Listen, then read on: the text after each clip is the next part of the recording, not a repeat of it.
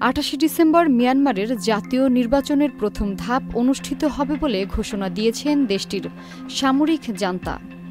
2021 সালে রক্তক্ষয়ী অভ্যুত্থানে সেনাবাহিনী ক্ষমতা দখলের পর এই প্রথম নির্বাচন আয়োজনের ঘোষণা দিল সেনা সমর্থিত সরকার।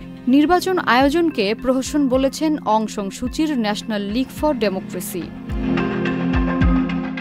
জান্তা সরকার সোমবার মিয়ানমারে জাতীয় নির্বাচনের প্রথম ধাপের ঘোষণা দেওয়ার পর এক বিবৃতি প্রকাশ করে দেশটির নির্বাচন কমিশন।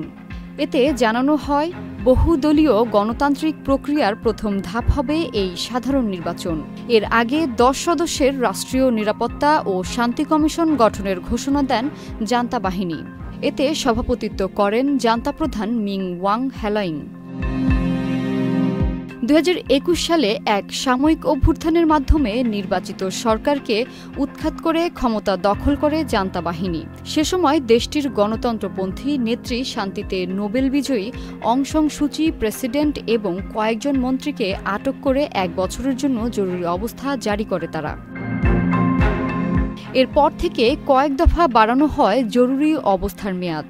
জান্তা সরকার নির্বাচন আয়োজনের পরিকল্পনা করলেও মিয়ানমারের বিভিন্ন সশস্ত্র বিচ্ছিন্নতাবাদী গ্রুপের তৎপরতার কারণে তা পেছাতে হয়।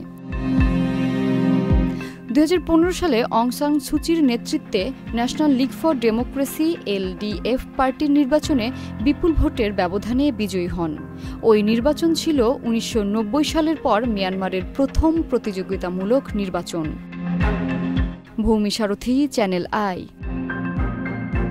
বান্ডেল থাকলে প্রতি সেনমানিতে টাকা বাঁচবে। বিকাশ সেনমানি বান্ডেল কিনে জিতুন প্রতি লেনদেনে।